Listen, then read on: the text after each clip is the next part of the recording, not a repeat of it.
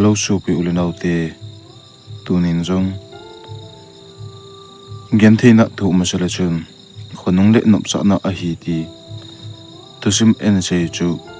part 2 full episode na anangai pa pai dingin ka hin tim so ke we chule part 1 ngai lo line hi le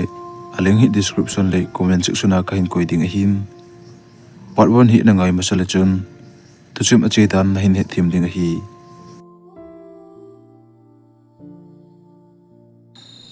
Kosung klon zo behin ke hozong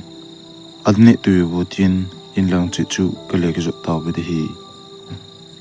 in klon zo behin ke zong in a chun ke su thingin ke su thiang chai pha nin kapaneu le kan ne win zong an ni khom taw hi ti tin an chu kan khomon kan ni zo pha nun ina nam thla achunga chun kan ne le kapaneu to ka tu khomon a hi le chom kha chu behin in cha a ko na chun kaloi palal pun lun bai anane zo hitam a hin tin ken zong hengi tu chu kani zo ba he nglut pai payo bai kitina hile kaloi pan zong hongki go ilang hong pai payo hosung langa kem chunga to khom hiti tin ke zo ape pe na chun sangkol khat chu ka ki a in ina ko na chun ko po do in hile in ka khel ha zo bu chun kaloi palal pule chi ching le pa hoi an chu ka hin mon ken zo ki phalam ta achun kaloi ho na lang ka zon phin kaloi pan zo chu chi to hu ti kem chung lang chu zu hi tin tu jan chu thawa no ya kem chunga to khom hi tin ki holim khom hi ti tin ke hon zo khosung sa langa kem chung lang chu kan zon to ta win hi hiti chun kem chung klon zobun ke ho zong kem chung chun ka kal do un kem chung chun ka to khomon chunga chol hla ba noi chun thakha na chun ka to khomon ka ke holim khom ta bin hi ke ho zong hiti ak ke holim pe lai ta un kaloi pa chun tuni hla chu pi me me ne ni oina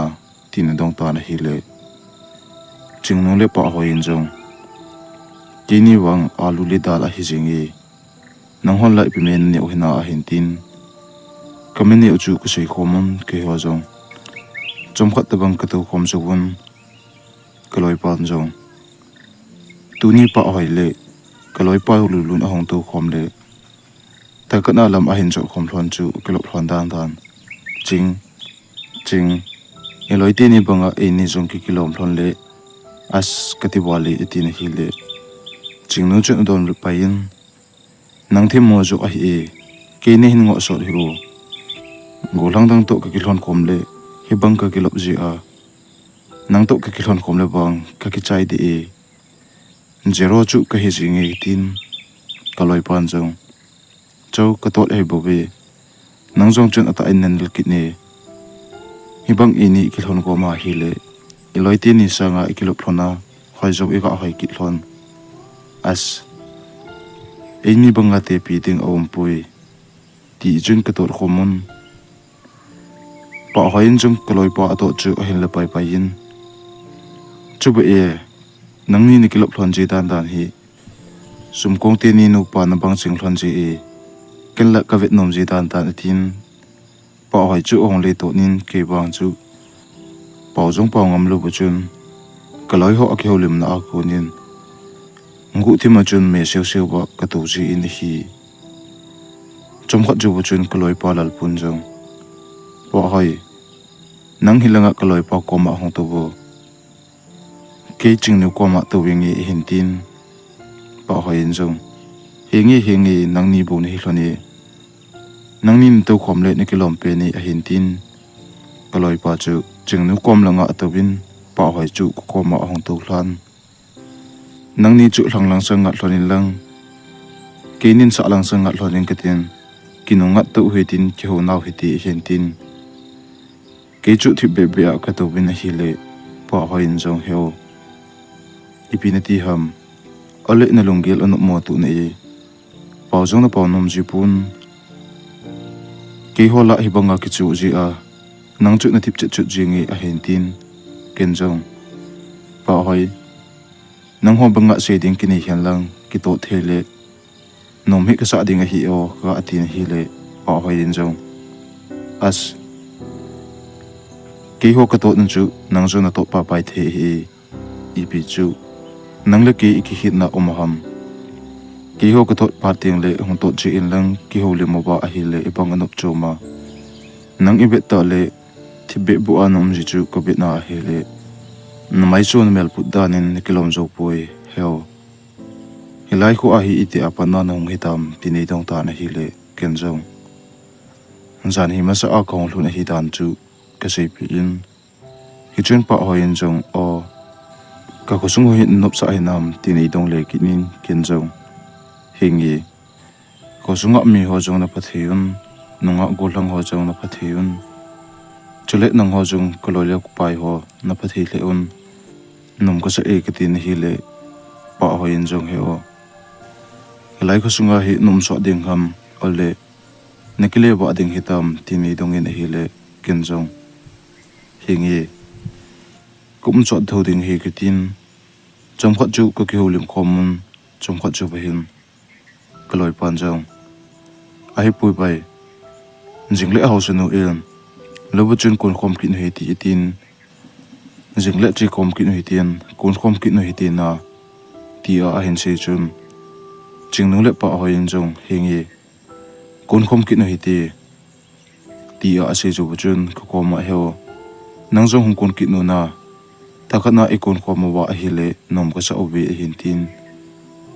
kenjong in ni kilong phot phol le ka panewin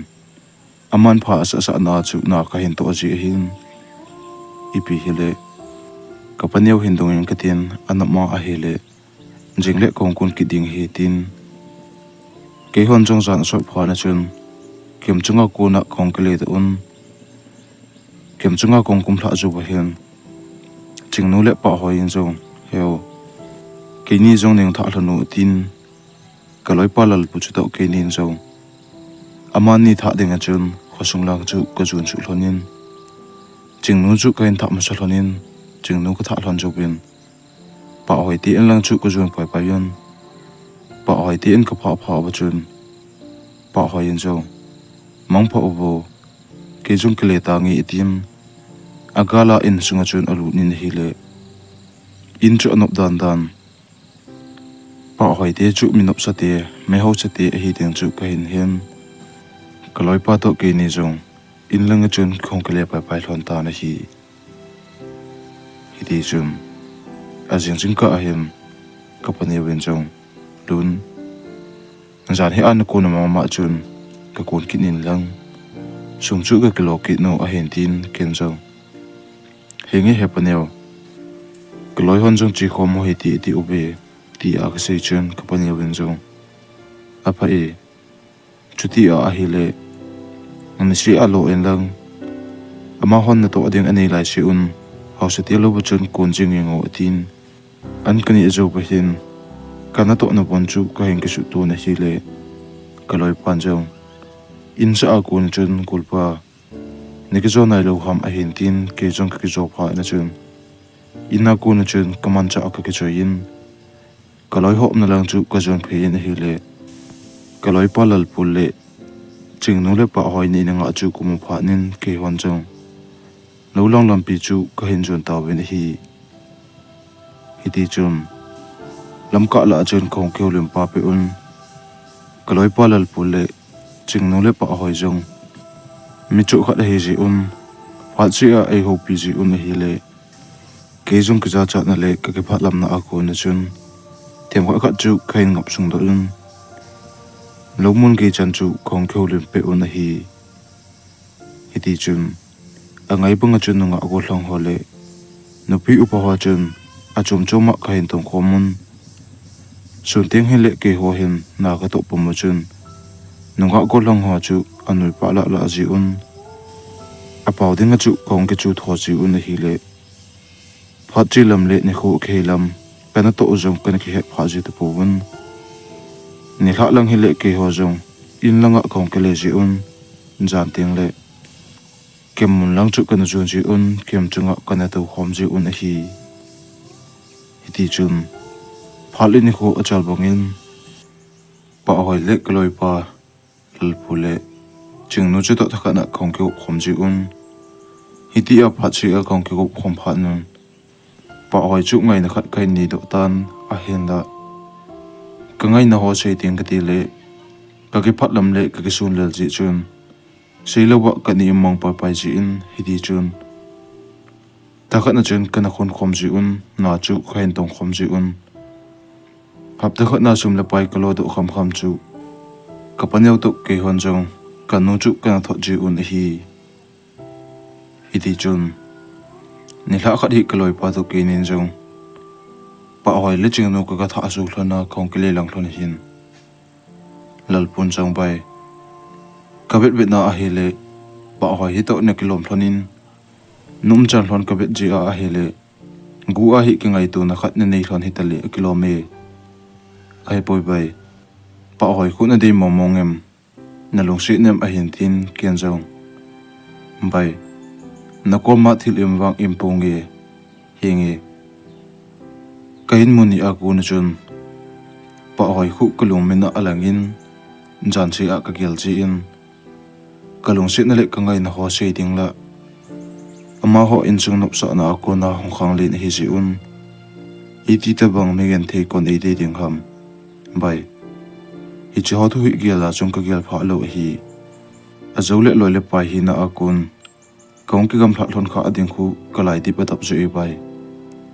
lungsi na thu bang ka sei ngam pui tin ka don bunin hi le kaloi pa chong pasal nanga kha ilungsi na hi le kalungsi ne ti a sei do jing ding hi bai a zo phat le bai gi khana ti tun phat a om pe pe nin na lungsi na le na ngai na ho chu sei do zo in ama jong chapang a hi tapun gal thi na a hin gel na lo ting ham bai ama chan ku ka bet le nang jong hi na ngai le a kilom tai tin a hin sei na hi le ken jong hi pun ti bai ama khu mi pha le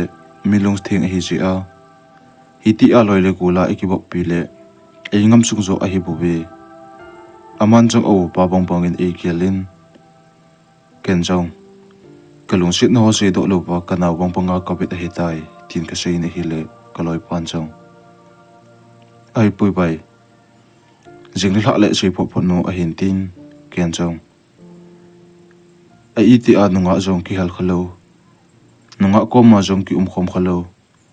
lungsi da sei ding chu ha sa ka sei bai tin ka don bunin a hi le kaloi pan jong chuti a hi le i to khom pha nu le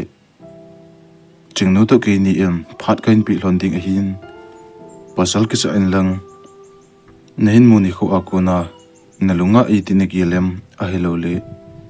nangai na ho chu hin sei do la chun aman jok a hin gel ding hi tin hi chapha na chun ken jong hengi bai ni la le bet pho di tan ti ki tin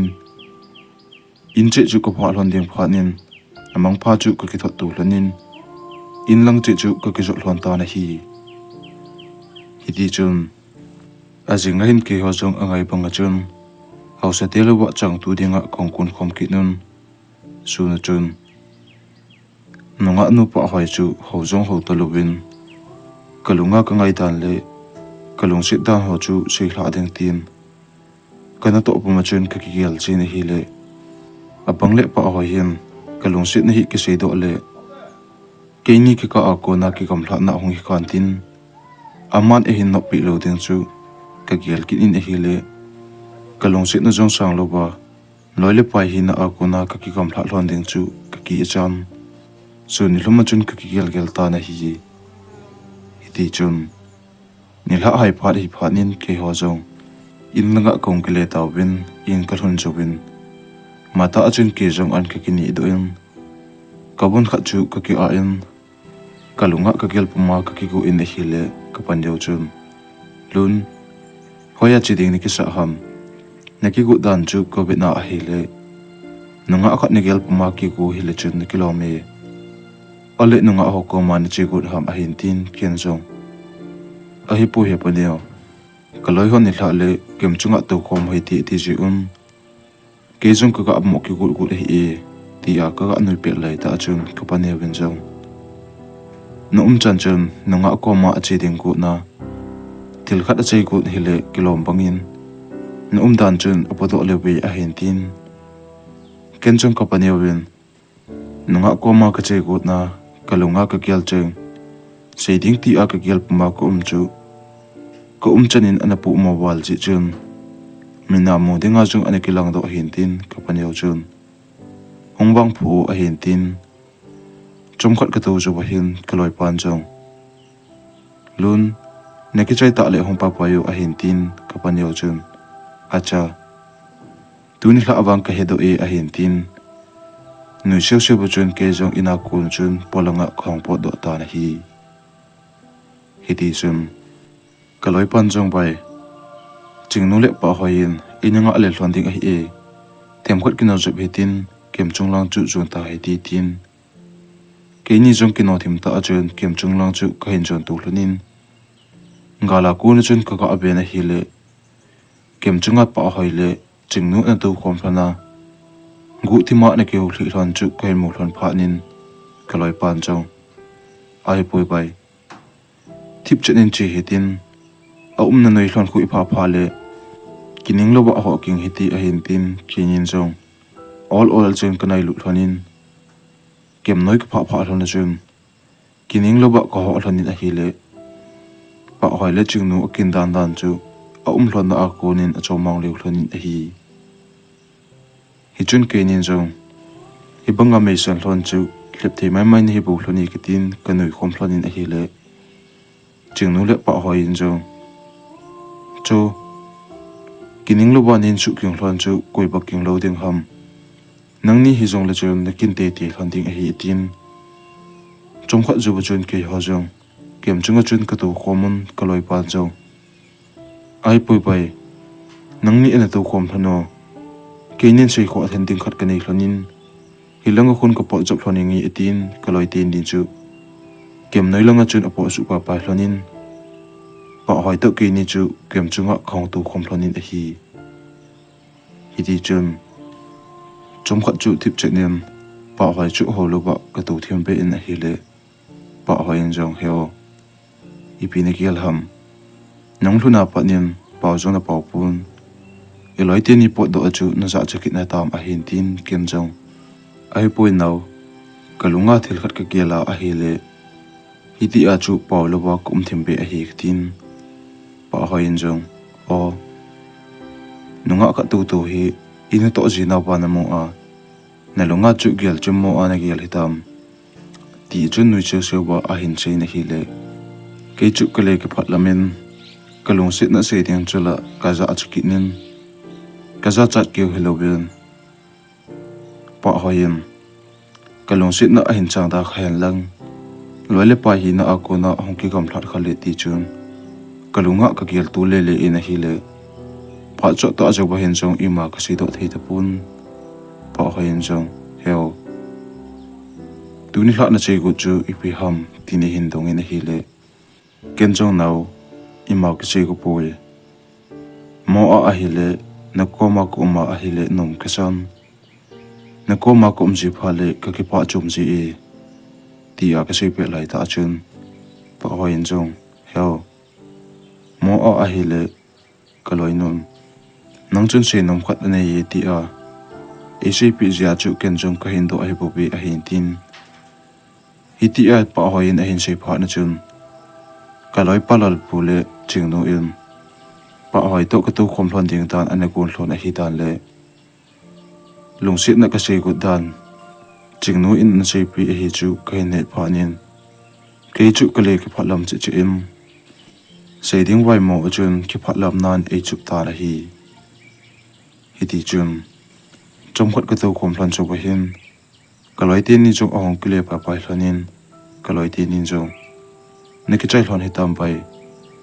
jan chong so tan in langa kle taw hiti tin pa hain chong hingi ke ho jong ke mona kun chun in langa kong kle un pa hoi le ching nu ka tha hlon cho hin kaloi pa chong bai tuni hla chu na lo hling hinam a hin tin ken chong hoila bai sei ding ka ti a ka ki gel gel na in zan cho aso che che en sei do man lowa ko den tai bai I ti kalung sit na sei ding ti a ka ki gel la a sei ding ka ti phale amma mai su ko beting za chat na le ke phatlam nan ke tim jin sei ding bai mo in nong ge chan hon chu kana to khom phani bai loile pai chu in ki ku khom pi tan ti ki tin hi le ka loi pan jong as chuti an sei ngam lu hi le kin na hin sei pi ta ngi chu phale nang ni ke hu tu hlon ta na hin tin kin jong ai pu bai an sei hi be jing in azu khona a hi le pa hoin hi chi thu chu hin he do khale loile kul hin a ko na ahong ki kang se zo ding khu ke dia ka ki chat na pe na hi e bai leisi na hi loile kul athu pi zo e kitin kenin zo in lang che chu khain ki zo ron ta na hi ti chun phalin khu achal bang hin ni khadi au se te chang ka tu chai phat nun ke ho jong ni hla achun kiam chunga ki tu homun ni hla dang bang achun ka ki holim ki nun a hi le kaloi pat jong lun bai jingle ai mana e che du ham wadung ka ju hitin aki chol du go ma chun wadunga chom khat ka ki hui hlau hiti a hin tin hi chun ching nu le pa hoin jong hengi ba na se chu adi e wadung jong zui num o me ai jong gut o men tuilung imo zo ba a he jong le tuilung man khom hiti a hin tin ching nu le pa hoin a hin se pha chun ke ho jong jinga ai man ding le tuilung lo ding a chun ka ki un zan chu sot pha nian in lang che a ka ki le ki taw bin hi ti chun a jinga ina ki chol to ko ma madung chui ding ka he ji un ke ho jong an ne zo ba hin sakau khat che chu ka ki pu un kaloi pa ti in chun ka ki su khomon ka ki su khom chai pha nun khosung gal langa badung na lang chu kan zun phe taw bin hi ti chun wadung ko pha zo ba hin ke hwan jong wadung chu to langa khain joi to bun ai le tuilung ho chu khain lu khomon a hi le I chan ham ko pha zo ba hin pa ho yin jong ai chu a hin kho in a hi le ai kho do to ki tu chun ai chun a khut chu ke nga a hin che pi in a hi le pa ho yin jong na asa wal ji chun ka khut a hin tin ha pe na chun a hong pe ngin hi le ken jong a pe na chun pa ho im na lang chu ka de lut nin pa ho a khut chu ko be na hi le ain a ke nga che a khut na ne ke bol jing chu ko mu phanin kaloi pa lal bu le ching no le ke ho thomen jong ain a che chu la do ba lovin takhat na chun ka ki be tu un pa hoi chu ko be un kanui sanun a hi le pa hoi jong na ka so wali nila do pi ubu ki che a hin tin ken jong hiti a pa hoin na ka se e hin ti pha na chun a khut na ain a che na chu kala do pi in hi le pa hoin jong lunghang ta chun ke nei ga nei sanu nang ho jong na hin che pha na le ne du a he hi bang na ki sa a nang hon ne be na ba nei nui sanu chu na ki oi ham a hin tin lunghang tim ta le nu thim be su chun amit chu a hin su soi le in ken jong ka ki phat lam to a hi le kaloi pan jong ka te thang kip to kilo nu chu a ki khwa sa le bangin ain a che mai chu na asa e tin hamda da chen anui chanin a hi le pa hoin jong lunghang ta achun tui chu the ko min a hi le tui thien lam chun aloi nu ching nu chu abon chu hlop de la a hin the kha pin hi le ching nu zo alung hong hangin pa hoi nang ni ne ki dai hlan na a ki nin the khum ham atin tui chun ki ho jong zo la la khong ki the khum mon a hi le nom chu ka sa che che on tui ka ki the khum to na manu chun hamda da chun ka nui khomon ka tot khom bin hi ti chun ke hon chong a tha en ai chu ka hin man ki nun a hin la pa hoi chun ai chu amat ngam lo pha nin kai mat do ho chu them khat ka pin ama chun wadung sung la tuilung ho chu a hin lu in hi alang kana ke ho jong ni hla lang hi pha na hin in langa ke le taw hi ti ka tin wadunga ko na chun lampi na lang chu ka hin chun chu na hi le pa nu ka masanga pang chun sung khat chu ahin ki hlona lin akyang chu ahin ki bil themin a hi le na asa awal ji sen ka ding chula aza chan kap do thelo buchun amende du jing in a hi le kenjong pa hoi mende du a om chu kain mu phanin aga mende du chu kilom ka sa to amel pu chu hoi ka sa wal ji in chom khat pi chu del jung del wa lovin thip chna ka ve na hi le pa hoi jong heo ka kyang ni in chu pi o na ka sa wali a hin tin kaloi palal pu te ke hon jong pa hoi chu kyang ka hin chu pi un ka chu pi zo bun pa hoi jong ka ding but te hi lamjong zo the te pongi a hin tin amit chi chun ke chu hen ve du nin nei pu in ti le kilom bang chun amin chu ein le kumin hi le ken jong pa hoi ken kain pu ding ham tin ka ga dong in hi le pa hoi in jong za cha thim se su chun me su su bu chun hin ven heng yi a hin ti tu ki tu chun kloi palal pun jong acha ken kain pu zo de ha a hin ti hi le pa hoi chun amit so hian hun le amu so hian hun chun kaloi palal pulang chu ven nang ka ti lo chu nang pu ka ngai pui na hat mom mo to amaya sai pi bun eksu to pa a hen ti to ki tu chun chingnu la ke chu hamda da in kanu yun hi chun lal pu jong ka to e bo be nei pu in ti jong le chun punom jong leng pusun sun pong a hin tin a hong le tot kinin hi chun ken jong pa oi chu ka hen pu in a hi le pa hoi chu gon le wanga chun agi dan dan chu atia pi ding a pu ni hi ken chung bodunga ko chun pa hoi chu ka hin pu ni hi le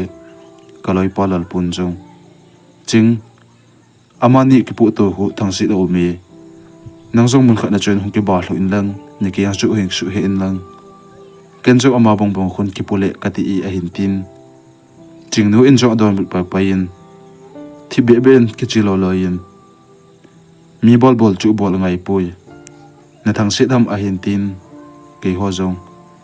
me siêu siêu chun vadung sunga panin lampi lang chu kain chu nun hi hiti chun lampi kain pha ding kon ba hin pa hoi chun heo nalelem iki chol du ham kagi em a hin tin ken jong nagi e ti ding chula ka ke phat lam to hoi ka sa to kalung sit hi ji chun pasal ka ga ke sa in ki ha cha ta chun kalal pui nang te be mi thum jong ka pungap cha e ka atin a hin la kalel dan dan chu kana ko jong hlong thum hlong li be hele ka ti jing in hi hiti chun lampi kain pha jo wa hin kaloi pan jong lun na hat na lom lom mi hi banga gi chu chan chan na pu alel jong na lel lo chol jong na che hi be ole ikichol kop du ham a hin tin ke chu ke hat sa to ilung sit khat idei khat ga pu wang chu ilal jong le kalal pui ti chu ilunga gel do ma sanga chun I kamin a hin phung do ma sa in a hi ken jong kloi pa chu ko don bunin bai lelwang kalal pui hi ikal lang chi mo ba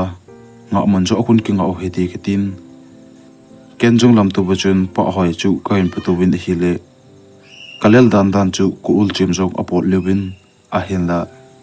lelta a kana a ha hai ding chu ka gel le azule alel wal hinti a hinti ki ding chu konop lo ji in kalel le wanga chun ha hai ngam lubin ka kama ko na chun khong hai in lam tu ho si chu kain kal do pin hi le pa hoi in jong heo nalelem a hinti ki ni na hi le ken jong kalel nai pui nga man jo khun ki cholo hi ti ka tin pa hoi in jong heo nang hi na phat dan na hat jong na ga hat kit na ga hoi kit to a hin tin me siu siu bachun a hon nui na hi le ken jong nau hoi lang hat na se hi e nang ho bang bang in be ki hoi le nang khat be hi ki mo de nga o ka ga ati le pa hoi chun a hin le tan pai pai in hoi lai chu hoi mo ne ki sa ham heo mem hiti bukim ke ya ipin hla a hi le leisi na a hoi pen chu a ki e a hin tin ken jong hi chu hina chu a hi banga nang ho bang be in ki hoi le ka ti chula ka ga ti le pa hoin jong o memel hoi pa amaya rasi kai pa ni polo loyo na khat wale a hin tin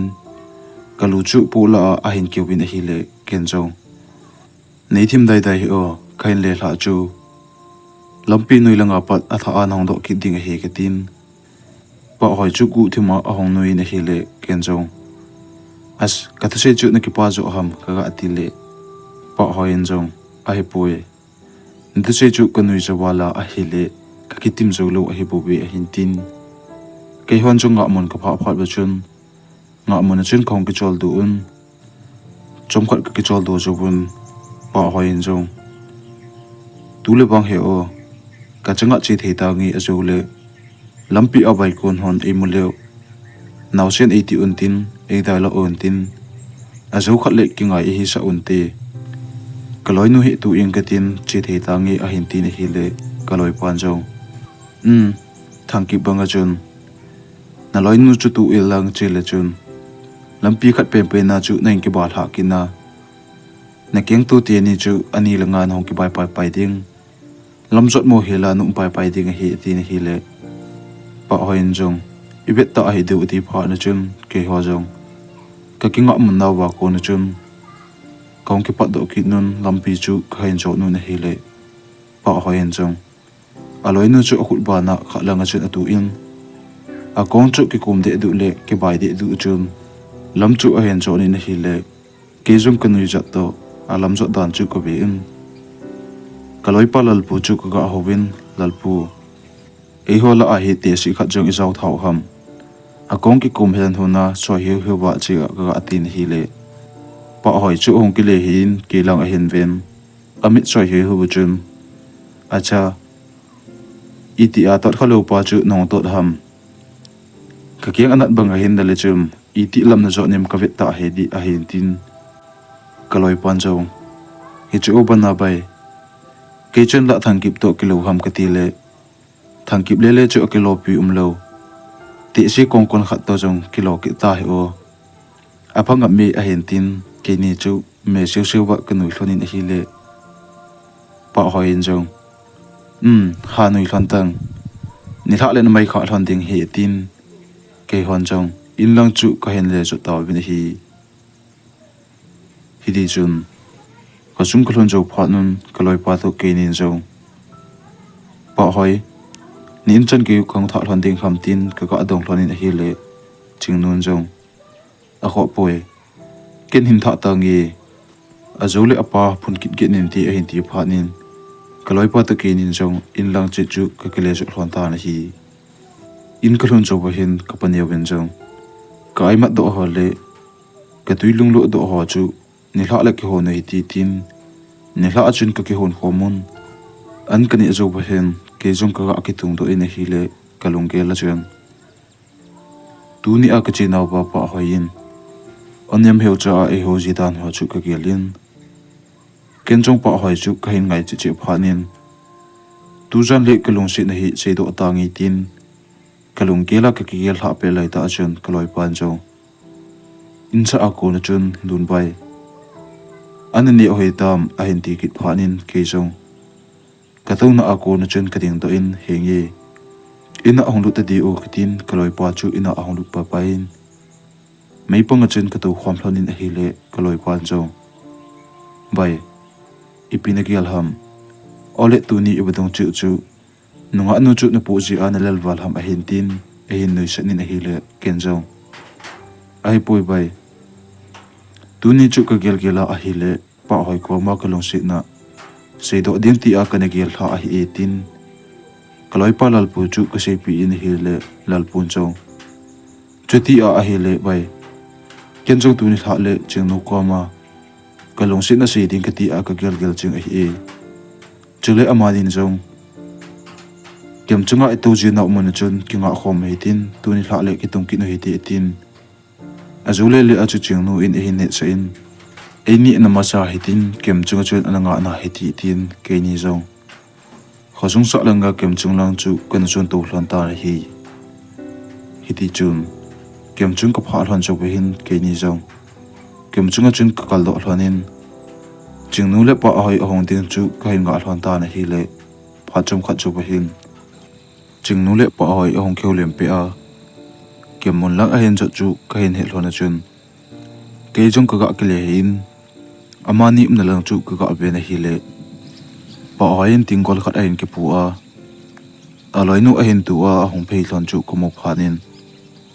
kaloi pa to ke ni jong kem chunga ko na chun ka be hlonin ken jong kate ipi ujong ahong kitte ipi ubang akilom bale tun la tingol ahin ki pu chu ka ga atine hele pa hoi chun me siu siu wa ahin ve in amu chu so hen hun le bo hen hu na chun kilang ahin ve chu chun ken jong ka ga dai le in as mi khat aga amu bo chu aga hoi dan dan amel hai to akilom pi chu in vietnam nom a om je ge ka ga ati le pa hoi chun thipta kalel he chu hongin lang ni hun pui to ta ahong tin kenjong kate ipi ubin alel ko ka ki thopi ngai ga atin kem chunga ko na chun ka ga komplan pa hoi chu khu na ga tu ding ka ti le pa hoi chun te si tu ngai pui nang ki thopi ka ngai pui ga atin lunghang thim ta chun kilang a hin ve in a hi le kenjong ka chu hiti ta chu lungha na ngai pui mo a hi le na lungha ting le na mu so hi ho ban hin vi chu kilom ka sa awal chi in ka hin mo dai le ji pa pa hi ga ti le pa hai chu bu thima a hong no yin kem chunga ka kal do chu hin kaloi pan jong bai nang ni hilaya na to hlonin lang ke ni lang jam kon ka to ki hlani ngi tin kem chunga ko na chun ching no le kaloi pa lal bu chu apot don pa pa in pa hoi chu to ke ni chu kem chunga kong to khom hlonin hi hiti chun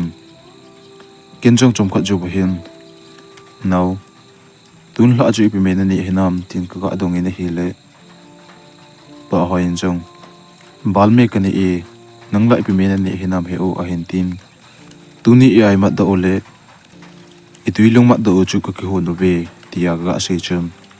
o tuidi chulana ki hon la jing ka le bo ka ki hon du a hin tin chom khat ka to hlan chu chun ken jong gu thima kalung sit na le ka de na le ka ngai na chu pa hoi ko ma sei hlading in ka ki gu chai pha nin kalung sit pen pa hoi ko ma ka sei ding chu ka ti le i ti pa ding ham chu ka ki tapun ken jong pa nang hi ka mu ting le na hoi ji dan vet nom chi in de nom chi ti le pa hoi in jong heo ki sa nga nang na hoi ju a hin tin ken jong ka ki pa e nau ne ko ma sei nom khat ka nei chu ka sei the de ham tin ka dong in hi le pa hoi in jong heo i pi thu ham chu a hin tin ken jong sei ding la ka gel le ka za chan sei lo ding la pat che in kalungin sei lo loi tan ti in ei sol je in ken jong tuni hla awang ke ip jo ta poi pa ven na ito ko masat pen ni uba ka hin mon ni aku na chun na mel hi lung sit mela ka hin mon tuni chana ni ki gop khom pi le ni ko khom pi a panin lung sit ka hin chan hi ke jong ai ti an nga ko ma khalo le lung sit an hello pa chun lung sit ka hin hem ngai lu na jong ka hin hem lung sit na le ngai lu na ka chan chu nang na hi e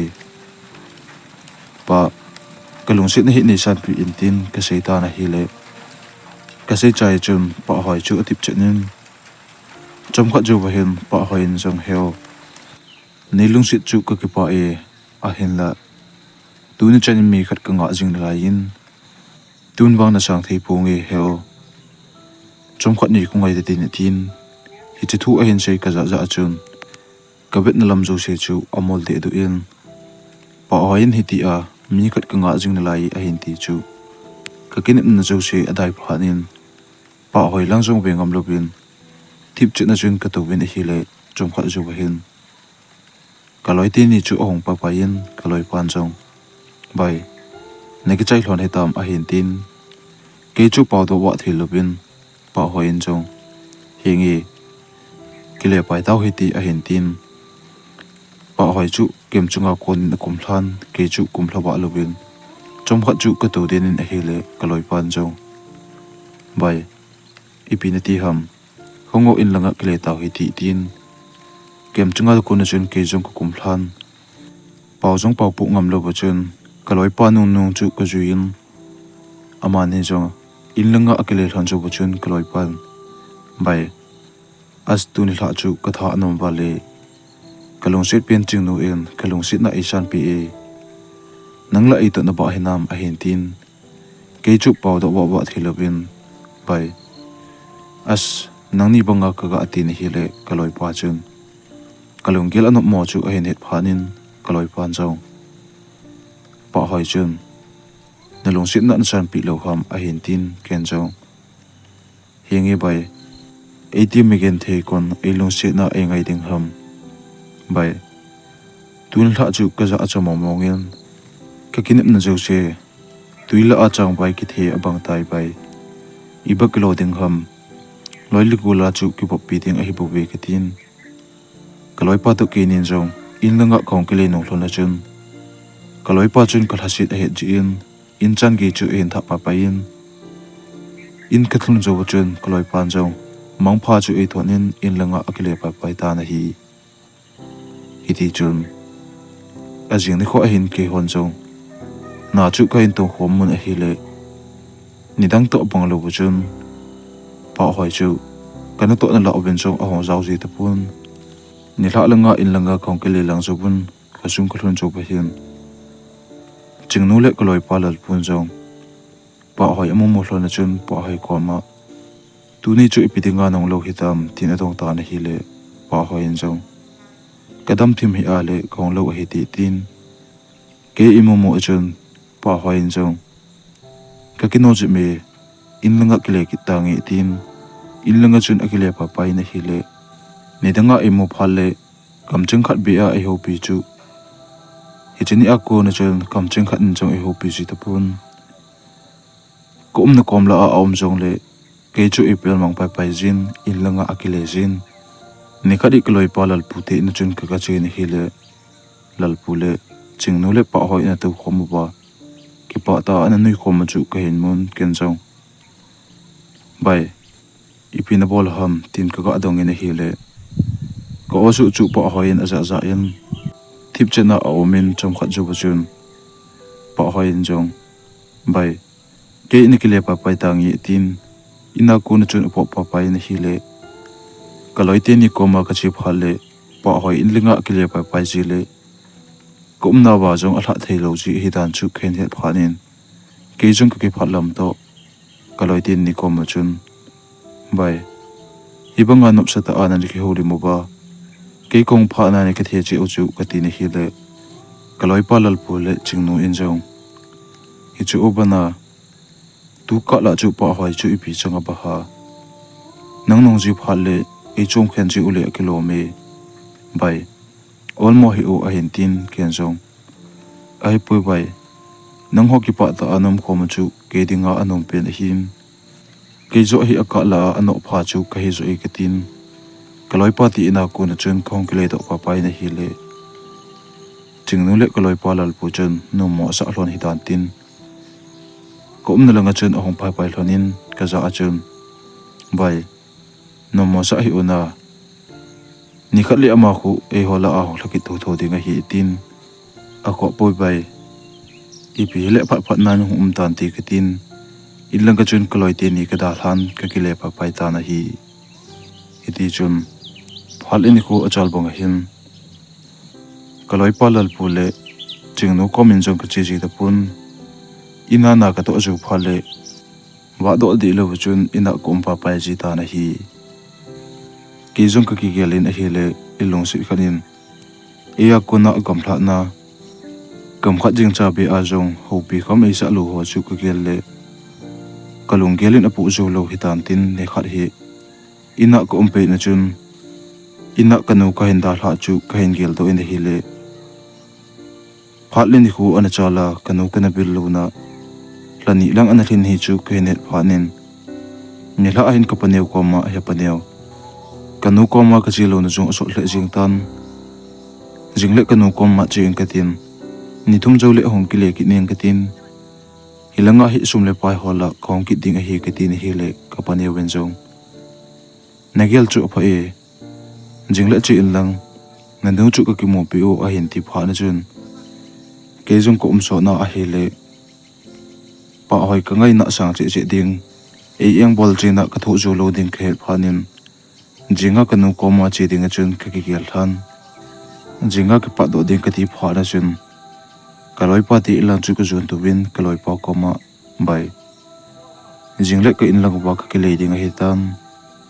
kanu ka ki mo pe de ga him ijam ti a hi le hilanga hi khong ki le ki ding a hi bai jingle ka ki le pa pai de tai ki tin hi le kaloi pan jong o tuti hi le bai kenda pan pin the ding le ki thu pin the ding ima ka nei jo pun hi jong le thakna isum lo khom ji u sangni ka nei hi ki pu in lang ina angai cha ding ho chu khom ta na tin kaloi pan chum ap chu ka ki le ka ki phat lam ji chun kaloi pa ko ma bai hi chan ge a kong thuna pat nei ki wo khom pi a nei thlat khom pi hi na loi ke ding in a thleng se nei ki tin hi le kaloi pa chun sum chu ap te phanin ken chung kila lo ding chu no mo ka sa phanin sum chu ka kila in kaloi pa ko ma bai nang to bang loi pha ka nei hi bang pha ka ki sa e ki tin ken chung bai jingka le mata akipa do ding ka hin innanga kele eng kitin jan ki chol wa tangi kitin kaloi pati na ko na chun in lang kha hin chonin in chun ga ki jam hla ding kitin hi le palanga ko na kaloi pa ni hin ko chu ka za in ke jong kalup na ko na chun ka tho do in palanga chun ka po ni hi le kaloi pan bai pa hoin tu chun nang chu ka ki mo pe no me long sit te nin sol pi te yun kem chung langa chun ati e bai nikile masanggen pa hoi kom hun ka chi jamu a hin tin ken jong bai gen thi ne jo shi ki thu chai ta a tu a tha a ma kom ka pha ki le ka ngai na jo shi jong a tha a hong ki belak ki ding hin ka chi nom poi ti a ka shi chun ko loi pan jong ipi hele bai ka phaphat phonu a hin ti pha na chun kaloi pat na ha se wal phanin ke jong chilo ding chu no mo ka son ina ko na chun ka ke pat da en kem chung lang chu ka jong phe na hi le kem mun ka pha ding ko na chun kem chunga pa hoi chang se a na tu chu ko mo phanin kaloi pan jong bai nang ni hong ke hol hano ken akhel lang chu mo kun ananga eng nge tin ke jong kem chungin ka ga kal do in hi le pa hoi chun anoi lang chu obi in thip chena atu chu kumu phanin ke jong ko ma chun ka tu hlan pa hoi i pithu hetam tu jan sot lai ta a helai muna nei ko jing chu ko ati le pa hoi en jong ke na lang chu hen ve in amit li ki thi pum pum ma jun heo ni ngai da mo heo kahin lung sit wala a hele hi chana chu kahin eng bol kha a hi bu be heo hichan kanga jing ka ti chu koi madang a hi pun nang na hi bo be heo lungsit na tu ko koma na hin len hla chun kalungin wang adol chu pui kalungin sanpi tan sanpi intin kalungin ei sol solin a hin la i chan gia ni lungsit dem ti chu khe nom ji a ken jong kalungsit na chu sang lo ba hiti a chu kana bol kha a hi e heo nin lungsit masangin ken kahin lungsit jo e ben ni no ba jing ka kahin ho pa ni achun polanga nong do akunin namai chu le nom chanin jong mi pha ni ding ke hem heo ichini akuna chu gu gu aken ne hello ka chale ka ki he ji a na ka to pe jong le na chu tong mo hi la kahin be ji na hin ka chan ka khan chana jong ka lungsit na hi ne do lo ham heo itile koma longsi thu nei lel dem tin kananga jingi ni hla khat nin kon hla pa chun jong kaloi ti ni in nang chun longsi thu se dinga na koma ahongi eti chu gu a ki pa nan ka dimin a hen la hi chin hla a longsi thu nei se lo chu ka gel le ka pu na wal ji a hi chini a kain eng bol kha a he bo be heo nilung sit ta a ahile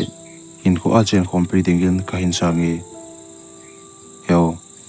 kalung sit na nei chan pi the ding ham a hin tin ken zong ka gel lo lang ta a pa hoin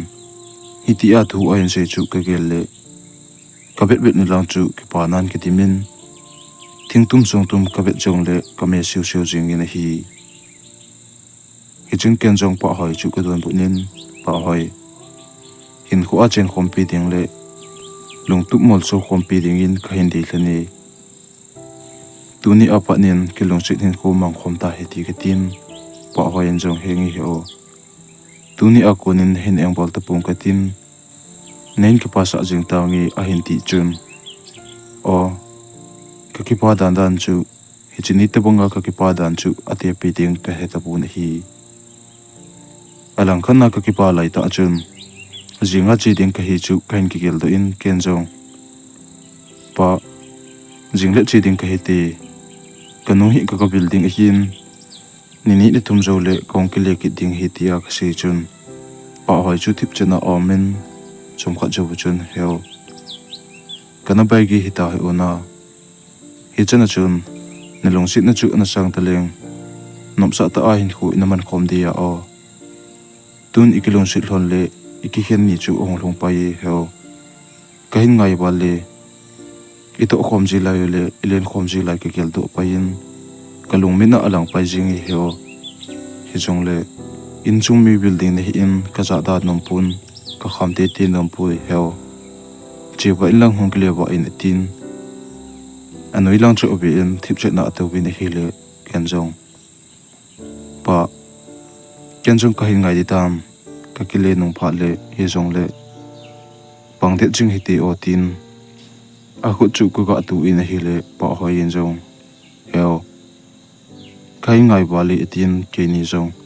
jan a soi pha na chun kaloi pa in jong inga lel te pha nin kem chunga ku na kong kum thal honin kaloi pa un lang chu ka hen jo le hlonin hi le gala ku na kaloi pan pa hoi khut ka tu a khong phei chu momo in vows mi cha te wang akelop jidan dan a hin tin kaloi pa chu ong to nin hi le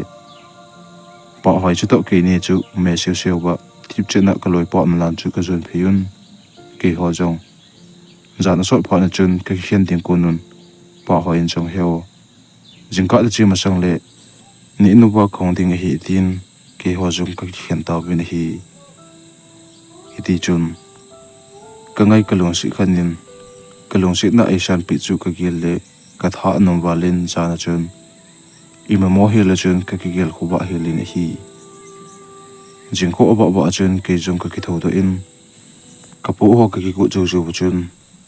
jingka an ne lo ba gari um na lang chu ka zon phei na hi le pa hoin ke um na lang ka la ko na a hin jot ko mo in ken jong pa hoi ong hlun ding chu ku nga in ong hlun pha na chun pa hoi in jong heo dam se se lo a hen ti chun amit na ko na mit li ong pul tha chu kai mu do phanin amit li chu ka the pi in now kong kit phal le no ma ilen khom ting hi ka tin gare chunga chun ka kal do in ke ho jong ho chunga ko na chun khong ki pot do taw bi na hi ka ki pot do chu pa hin gare a ko na chun ken jong amero la ko nin kanong lang chu ka ga ave na hi le pa hoin kalha na a ko na adina ka zot na lang a hin vet phei pe chu ko mo in kalong si pen pa hoi ka ngai na le kalong si na chu asang che che in hi ken jong pa hoi lum mangi chan chu ko be mang de lin hi ti chun bazar ko pha pha hin ken jong kanu ding sang hol khat ka chopi in kanun chang hla na du pen hotel chang hla ho chu kala pi in ki pa ta chun in lang ka hin jun in hi le in ka hlun ding ko na chun in chunga mi pha pi ki su ho ma chu ka hin mon ken jong lungdong ta chen chom khat chu ko be denin all a chen kanai lu nin hi le in ko pha pha a chun mi pi lai long ta a pon bang ki hu kum thilong khat chu ka hin mon ken jong lungdong ta a chen ka ben kanu chu ko holin hi le kanu chu ko mo lo phanin thilong ko ma to ke in ban wa na pi no chu ko mo in no pi no ko ma chun happy kanu hoya chi aham tin ka dong ta na hi le nupi nu chun amit li ki thi pumpumin boy nanu om ta poi a hin ti a ka pumpuma a hin sei ka za za chun thilo ni ki zam chu koi madang hilo kanu a hi kai ne phanin ka ti ke thingin ka tin na mon chun pon bang chu ka ho do en hi le kanu long tam sa kai mo mo chun kitim zo ta lovim ka tin na a konin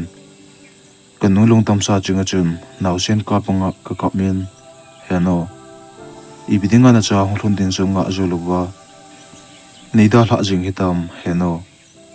wan tha kain cho pi heno na ki pa ding ni khuwa tuni na long tam sa ka hin mo hi ne ki lom pu heno hung thobin heno na du pen chang hla jong ka hin cho pi in chang khol hoi ta jong ka hin cho pi e ka tin bek sunga sang khol le chang hla ka nu dinga ka cho pi chu kala do in kanu long tam sa chunga chun ka koi hlan naw sen ka panga ka kap tha ta na hi le ka kom ka jit la a to han jong ko chan abe jo lo pha nun na pi nun jong boy le chit hi de kip den na kam a hin igel bang jo si ka chang poi boy kap kap ta hi in nanu in gen the na jo si da hla pa ko ma chol du a hetan tun na chun nu hla chol du thein tingin wai hla chatan boy nilal waltai kap kap ta hi tia ka kom ka jit na hwan ei le phanun ke jong ka mit le ka ki thi holin kanu long tam sa chinga chun heno nadam mo a hi chong le na cha ko man se thi lo ham tin kanu long tam sa chinga chun ka kap kap ta na hi le ni hla a hi phanin asung mi pi ten jong boy nanu long tam sa hi wi to ding a hi tai ti phanun golang ho chun kanu long tam sa chu a hin pu phiun in ko ma chun ka pa a ke wi na komen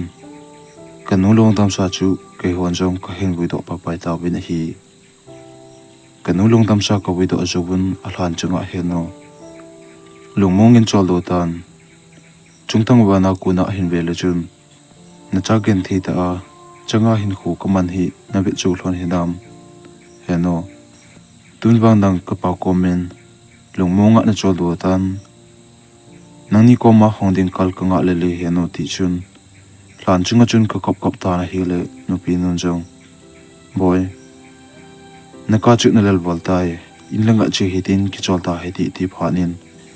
ke chung ka ha ka wal ji chun ka pum chunga ka tha be hlan ka tha be hla chu bin nu pi nun jong ka nu hlan chunga ko nen ei pu phin in chunga lup na chunga ei ki som sa in chom khat che chu ei nga in ki jong ka tha ong ki do dum phanin kalup na ko nen ka ki tung do in chung ko bet na lam jo she chu kanu mela kamon kanu to kalen khom lai le kanu to an kong ko so khom lai chu ki gel do in lung hel na le thla chit nan ka pum chinga ei chu den ta na hi ti chun ajing ni ko hin ke jong kalung gel le ka ta sa ong ol dom phanin ina ku na chun ka tho do in kom la a kanu in hon chung la a meli bol na mon ho chu ka bele le ni hi le chom khat chu hin gari khat hi ahong hlai pa pa in ka in mai ba chun ahong kinga in gari aku na chun nupi khat le upa khat hi ahong kum thlan in lang chu hen chun phein in ahong hlun phanin upa pa chun hilai mun hi phal na ti in chu hilo ham ti nei dong in hi le ken jong hingi hepa ipi thu hi tam tin ka ga dong in hi le upapa chun boy nang achapani ham tinei tong le in kenjaw hingi ipithu ji anong kal chung hitam tin ka dong in hi le upapa jong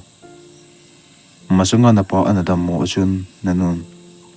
hilai in mon hi azu do a hitan nanun azu do azu ba hen ke thi masang le ka cha to kum khom lai sim hilai mun hi chom khat nei ong ot ta di win lang hilai mun na hin nei chen sa ta di un ti ji a hi chan chu phat ka pi wa hiam tun la nu beitan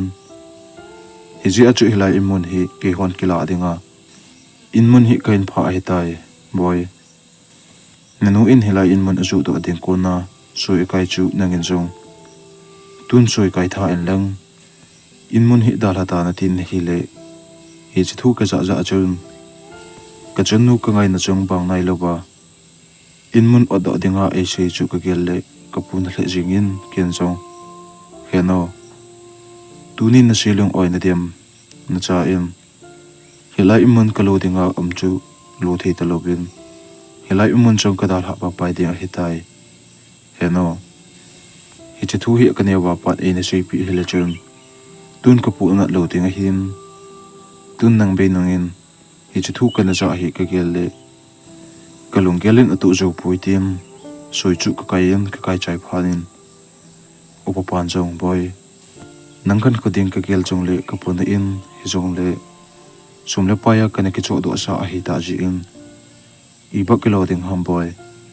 helai mun hi nei ong du a hi tai ti a se jo buchun ke jong hingi he pa jingle ken jong helai mun hi na da hata ngi ke tin no pinu le upapa jong ina ko na chun akile pai ta na hi no pinu le upapa akile to chu hin in chunga kalu nin kapu ho chu ka ke nin ka ke chai pha nin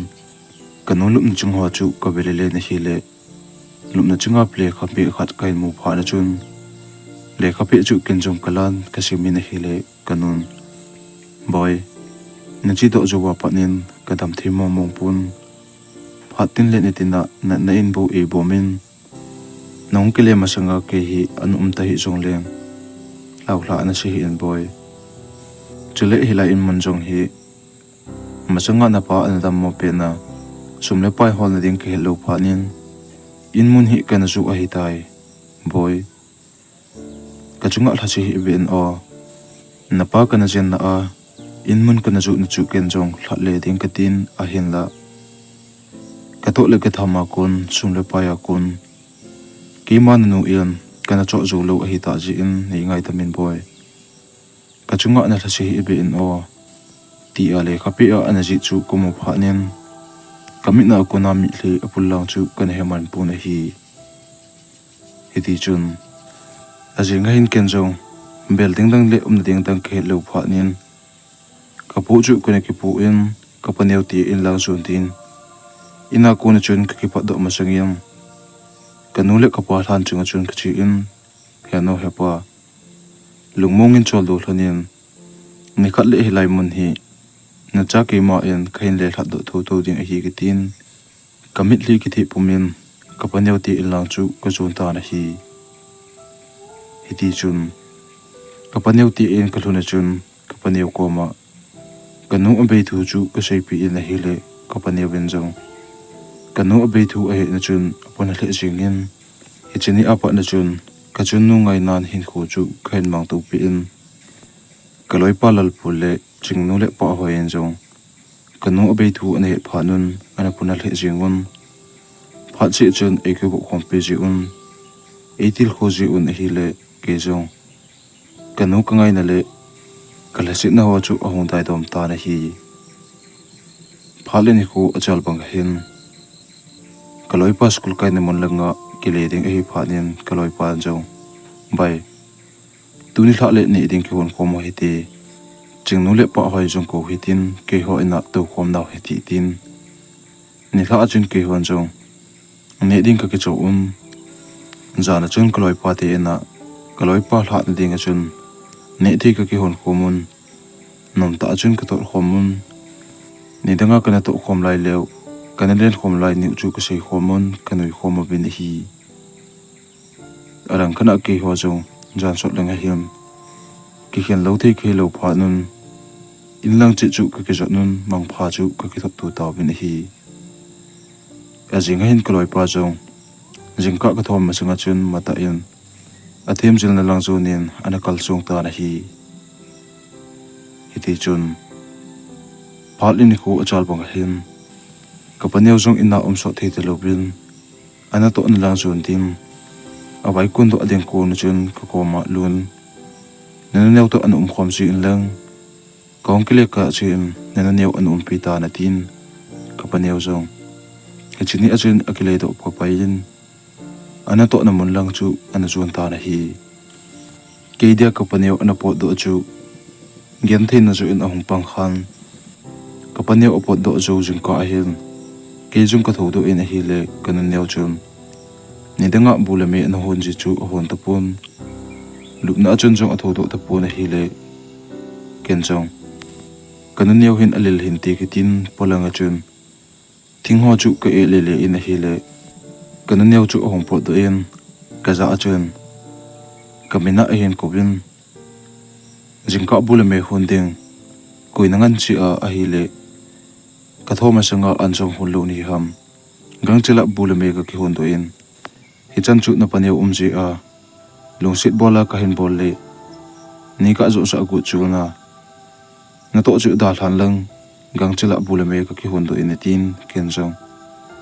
jingka an bulame hon ho chu ima a ka gel lo ji in bulame chu ka hin honin khol min chai phanin kanan yau in jong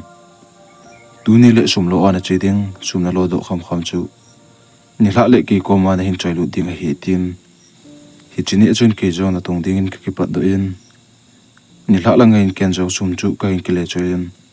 kanan yau chu ko pin ka gil kil wal che in jingka a an jong ki pu lo khi ji in mobile chu ko ga abe na hi le bu them khat bu nom chu ko mo phanin kanan yau ko ma hen neo ni hla abu non lo ham bu hila them khat bu omen ka gil kel to kani khop na dem ka ga ati le kana neo chun nani khop lo le ngol tang ki ni kham bep seu ka ki ho na hin kani mo chu them khat om chu nani no ma a hi le nin lang nani num lo ba a hi le ni da jingo a hin ti pha na chun ke jung kana neo bin hitia a hiu chu kapu nat bal ji chun kamina ko na mi hli hong bal han ke gil kel pum pum chun bu chu them khat kanin kani zobin kalhasit to ahile ke jong ni tanga ka to jinamun kem mun lang chu ka jong philin kem chunga chun ka kal do in chomkha chu ka to win ahile chomkha chu ba hin kem noilanga kuna pa hoi asu akuna heo ti a hin ko gen chu ka hin za za in ke jong ka ga kele hin ahile ko na lang chu na pa hoi hong chu kan mo phanin kamit li chu ka kithi hulin kem chunga pa hoi ong kal do chobin pa hoi in jong heo ipinati ham tu ki ka la chu na che che che ham na mai su jong aki hel tu tulin ki pa na mai su jong da pujok ta poi ti a hin se chun ken jong now ibak ki loading ham leisit na hi again thi te dinga gen the na sang chi chi chu aki tu in anup sa tem ahau nau sangin ahau nau aki bi chi chi in again thi te ding in wang leisit na hen mun ong poitin thlasita achun ka kun hlana hile pa hoin jong heo ipidinga nang let nang thlasaji a kingai siji ni ham heo wen again thi te chu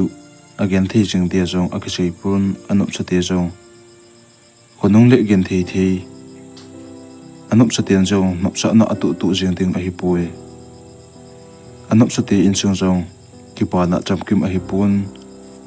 mi tam zo in a seinan gen thi na ithu ma sa na a hi le konung le nop sa na a hi zo 18 ana se ji un heo ipidinga na lung thla ji a na lung neu ji ham ki hi na chunu bangin nei mo le chun na gen thi na le na hlasit ji na ho ki du in ti tin kada chung chun pa hoi chu hong ki ngai hlan pa hoi en jong kamit na ko na mit li hong pul chu e mu phanin kamit li e thi hul pi en pa hoi en jong heo hong ki zamo kamal pe chung hin ki khamu atin ken chung ka long se pen pa hoi pe chung chu ka ki khamin na hi le a pe chung ka ki khama pa na chun ka lung hel na le kala se le ka chol na ho chu aki tu hu cheng e hi ken chung a pe chung ka ki khapu ma chun pa hoi chu ka be na hi le ka chunu me la ka hin mun ken jong now iti chan ki hi jong le ka kom ni dal ha ta hin o ka chunu me la ka hin mun ka hin lo sit nin ka hin ngai le jing e tia ka se chun pa hoi jong hengi he o gen thi ni hi han hlasit ni hi han ki pa ni hi jong le na kom dal ha ta pungi tin pa chung khat ka to khom thlan jobin ke ni jong zana sot pha na chun in lang su na ka kile hlon ta na hi ti chun phalini khu achal bang hin ke jong kananeu koma ko umchu ka gen thina sagin ka gen thei che che em kananeu bin sumlo a e sol ji in ka sumlo do sun sun chu ama ka pe ji ni hile ama chun ni ding tuita ta ane jin ni la ting hile an bu kunangol chi in hi ni khat hi ke jong de banga an ho ka ni lo pha na chun kata sa ahong la cham che che in ni khat hi ke jong kata sa adam mo thim ji chun kana neu koma hen neu tuni hi na tonga chi tapunge kadam thim hi e ka tin hi le kana neu chun nadam mo jong le abui ham na tongin chi tang tuni sumna lo da lo ba hi le ina kona na kinong le ding hi nanu athisa chun hungin tin nong umpi ki nen te na ti ham chin lang na to na bon ki bonin lang ngang chila sum hola chi in tin ke jong kana neu ben hiti a kanu a hin pha pu chu kalhasit wal ji chun kabon chu kain ke chu tu in na tong tin khang bai kon do ta na hi hiti chun phalin ni khu achal bang hin kele pa hoi ka kingai hlon jong kasung mi pi ten a hin ha che che alang kana anu le apa in kele pa hoi ka kingai hlon a hi a hin het pha nun ni la ting pa hoi to kana to khom chi chu pa hoi hen sol do chi ta pun pha chi chun pa hoi chu po do ding ati tiang le ain ko tiang ina pa nin ana po do sa chi ta pun hi chun kalung helna le kalhasit na ho chu ke din apung che che yon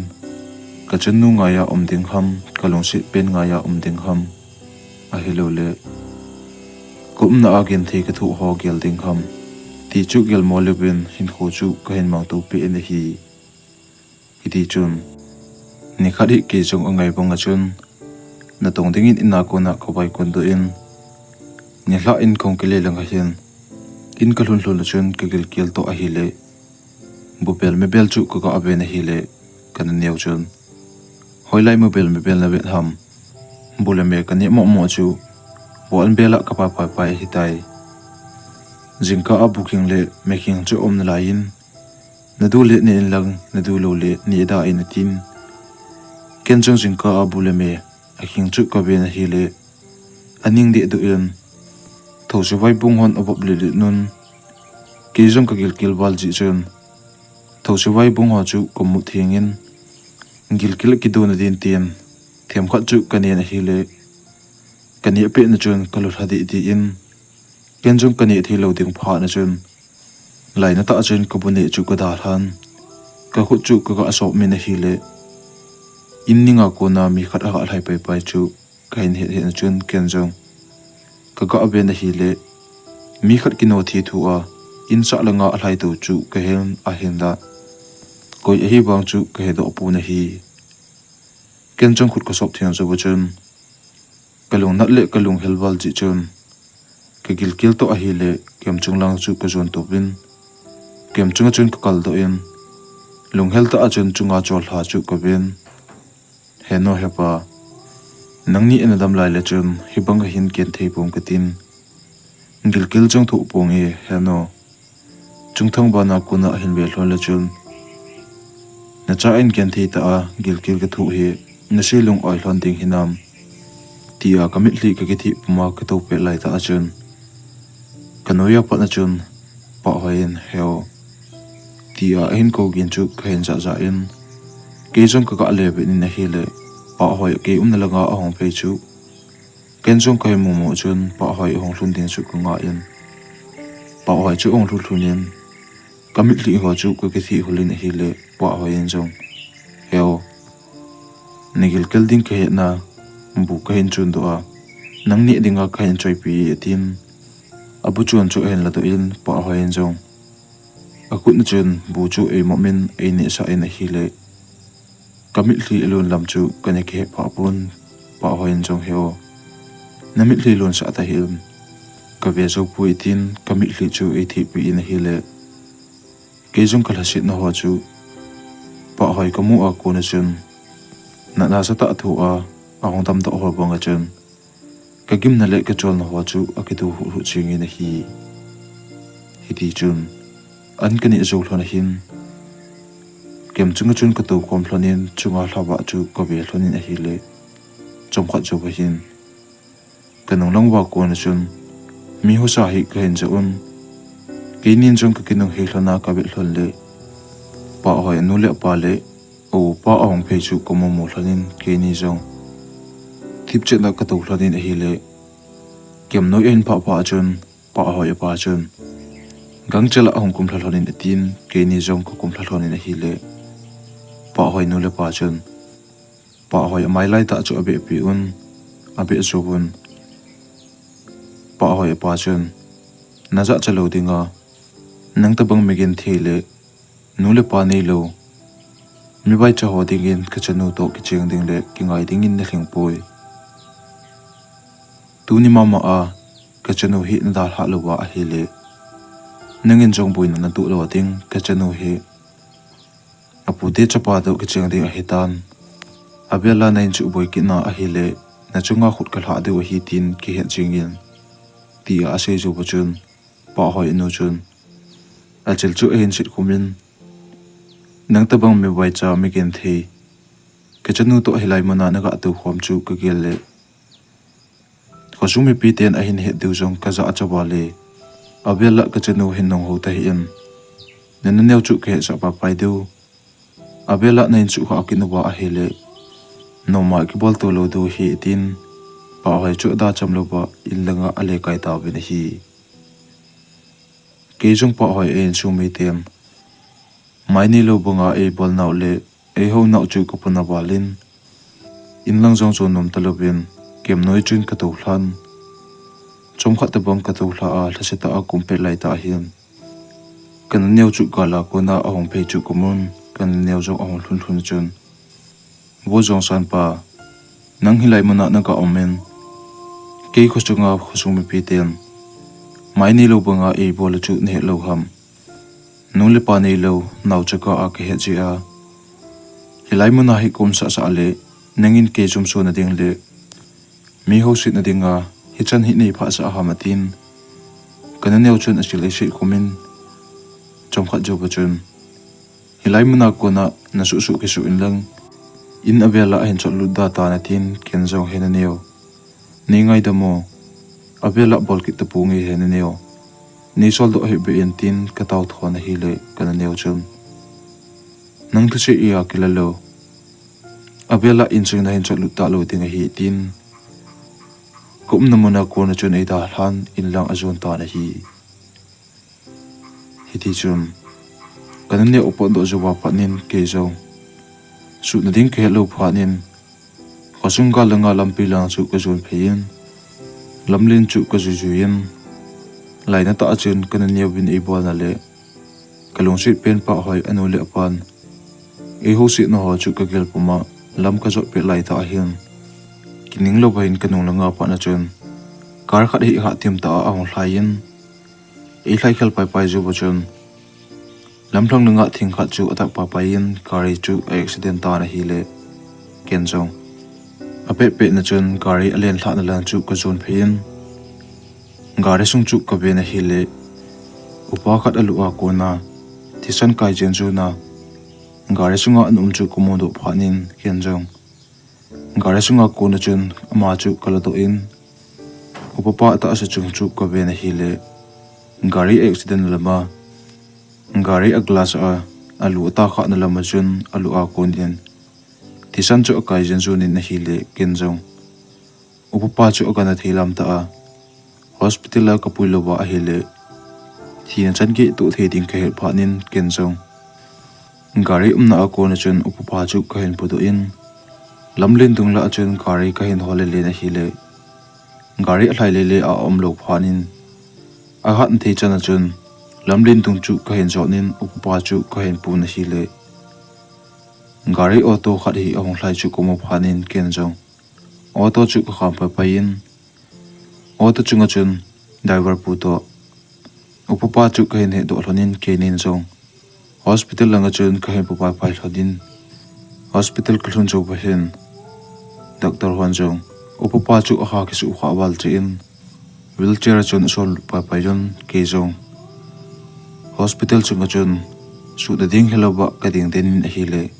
pa chum khat jo pahin no pi khat hi kino the thu in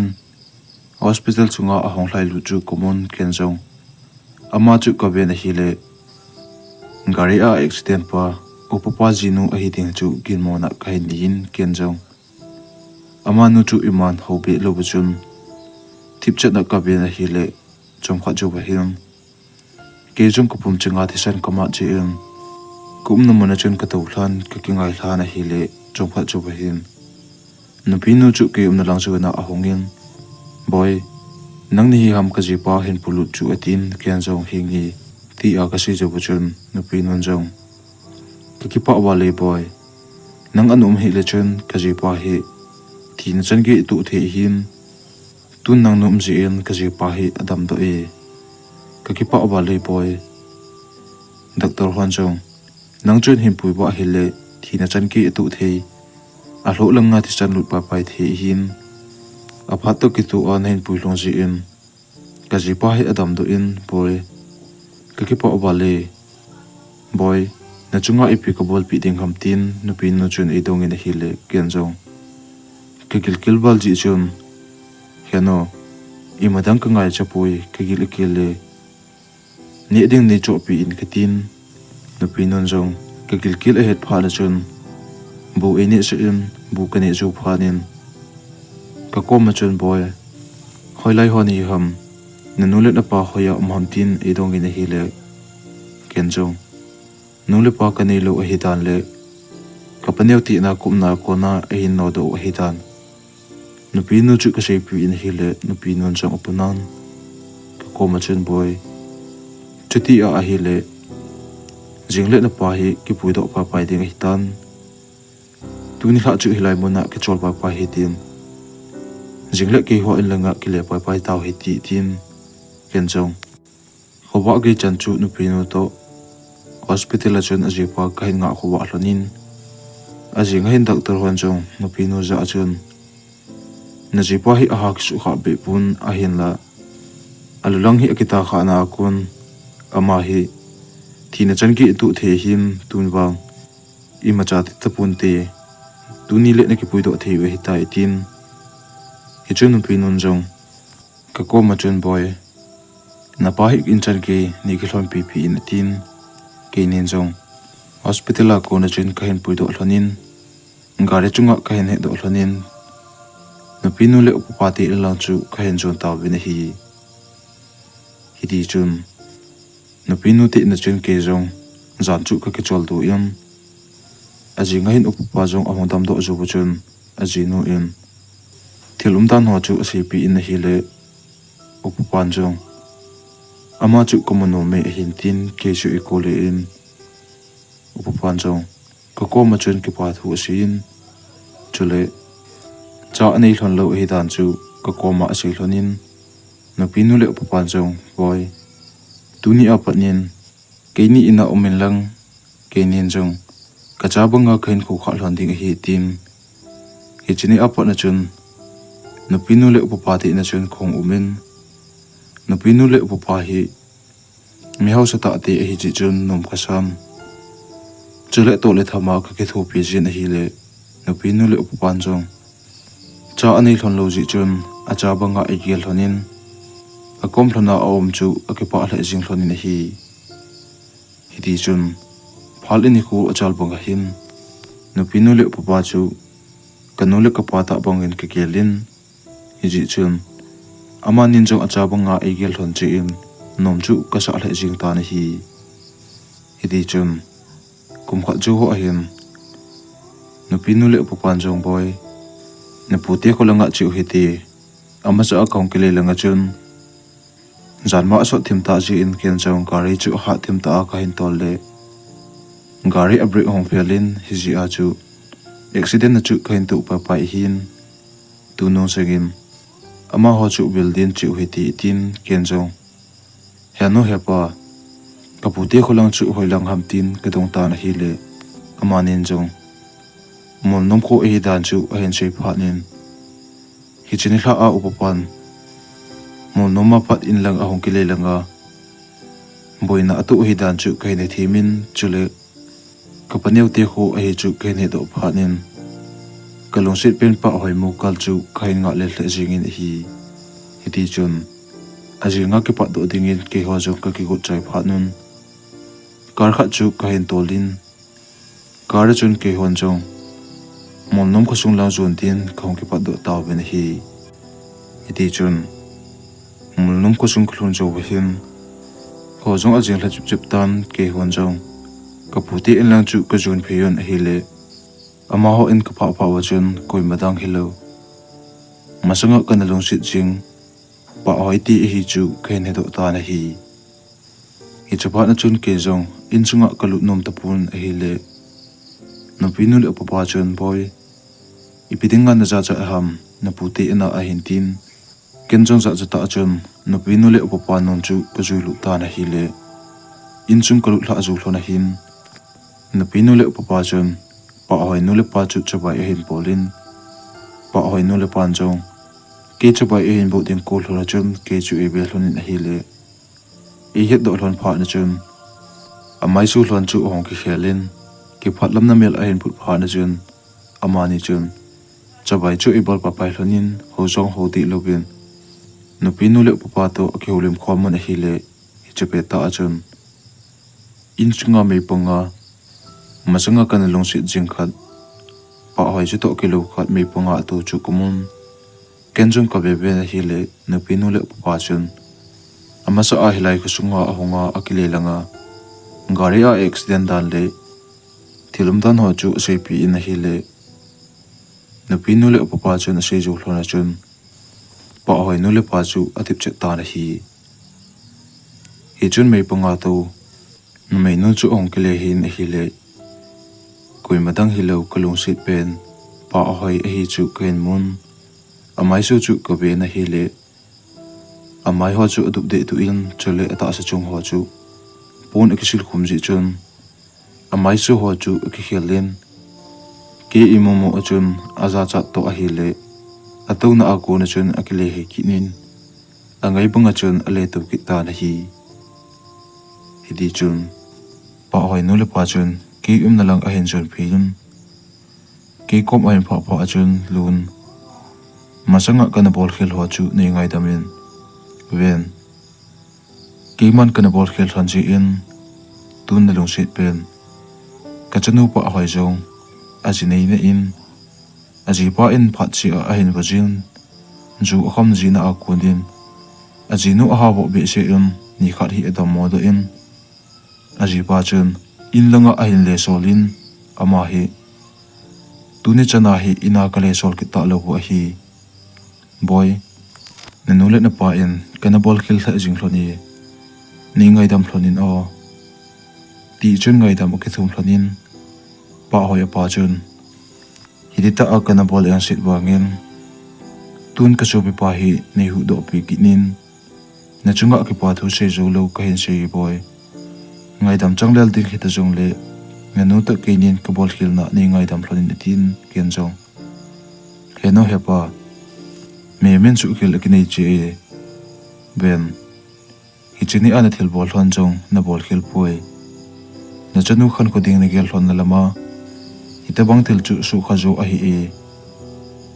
tunin hitabang thil chu ana su lo hile ka gen theina a kon kile do lo ding chule tu anu le pa ka nei jong hi nangni a kon a hi bo we heno hepa kangai dam sa na hi hloni tin hidi chun jan shot pha na chun ki ho jong jan chu ka ki chol do ta we na hi ajing jing ka a hem mata chun ka tho do ai na hi le kalung sit pen pa hoi chu ina kamupun ke jong kalung hel to a hi le pa hoi chun masanga ka to ji na mun lang ke mun lang azo ding a hi chu ken he do pha nin ken jong ke mun lang chu ka jun to bin hi le ka gel bonga chun pa hoi chu kem chunga ana to bin hi ken jong kem chunga chun ka kal do in pa hoi ko ma chun ka to hlan pa hoi tula nen ko man nom nom henam tin ka dong in hi le pa hoi en jong heo hena sa ai bola ni do ham ipidinga ni da hla ham heo hilai muna ki khen chingka achun nang hola ko hongin a hen la ina kuma zo tupun ken jong ko gol no ka do a hele nang chu in mun da la in anu ne bin sol do tai ti a sei ka za phanin kaloi nu chu ka ki puin lamlin tung lang ka hendal jong le komo zo to pui heo hichini apa na chun ke jong nangai pul do nan hin ku khen mang to pi in kanule ka pa in ka da cham lo wa ji ni sa un ka jini lama ka wa sikit ni tun cha jong nei man lo bin ko isunga naw ki sim chu ka ji pa ten isu la api un in langa ehing no solo be heo tun nang la ne ki le do tam ki hi ipitinga gen theina ka chunga hong hlong hi ta dem heo ken ipi ka bol khil a hi ta dem tin laina ta achun amit hli ki thi in hi le ken jo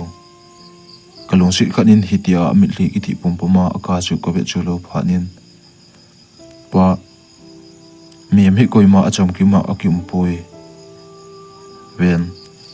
lesit na along si pento along tu mol chu lo jong mi tamin along si pento along tu mol chu jong awm da poi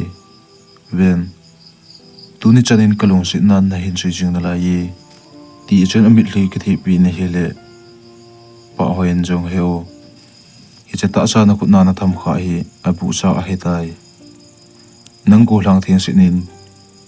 khat ve ji nei sa epiding nei ti ham heo nunga pha nunga hoi hi bang tama ke epiding nei ti ham tini don punin ken jong pa nunga hoi nunga pha aching athiam tam nan ti hi jong le ka gen thi ni khwa ai pan pi le ka gen thi ni khwa ai kho to chu iti chan ni hi jong le kalong si na chul ti ni lo bin tuni chanin ka hin long si jing na la yi masanga kon lung tu mol chu de ikitip na hlon chu tun mol chu ta heti ven tuni a konin hen ke pa sa jing ta nge ketin hi chini a kon chun pa hoi chu kain ke bo pin pha chi a ka tor khom pe jin a hi le pha le ni khu chal banga chun pa hoi jong a mai su ki khel tulin masanga ata saput bang chu a hen puto ki ta na hi ken jong kalong sit bal chi in anole apale komna kanole kapa kom chun pa hoi kalong si dan le tu chana ka jidinga ka hlen do a hidan chule jidinga ka di hlen a hidan ka sei pi in ama hon jong ki jitu ka sei jo wa pa na chun ki phat sa na a hin ni yun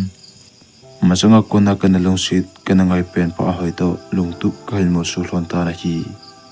iti chun phale ni ko kum le hla achal bang hin kele pa hoi in jong cha pasal khat mel hoi ta khat hi khen nei hlonin cha ka nei zu hlon pha na hin ken jong kanule ka pa ko ma chun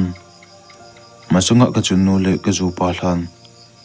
chule alung tam sa ki william na mun chu building tin kanule ka pa chu ka tim ta na hi le amanin jong pha en sa pi un ki hon jong masanga kanu to kana chen na mun lang chu kana chun ta bi na hi amun kalun pha non ke hon jong pa bu chu kanule ka pa hlan chunga ka hin kuyun azona pe na hin ken jong kanule ka pa hlan chunga pa bu chu ka hin koi pi in koi jo bu chun kanule ka pa hlan chunga ka dil chu in heno hepa chungthang bana kuna hin ve le chun tunin bang chilong mongin normen ki chol do thei hlon ta na ti ven heno hepa tu no mo no le na tu pa le na khel hlona dinga nule pa ka hin nei kanu ka pa do ka hin ki puijin na hlan chungu ka hin bele heno hepa lungmonga chol do hlan tan tin kamit hli chu ka ki ti pumin ka ka hla na hi le hitia ka kal ha chu ka jinu pa hoin jong eve chu lo phanin heo in langa ke le taw hi ti tin ke ho jong lana ko na chun in langa kong ke le taw bin hi phalin khu chal bangin ke hon jong kanole ka pa hlana hlan chung ka hin tun pi un kin chu ka hin mangun ke hon jong kin ka man chai phanun khosung langa kong ke le taw bin hi tusim akachai tai aban ananga akinu hiti na bonun mangpha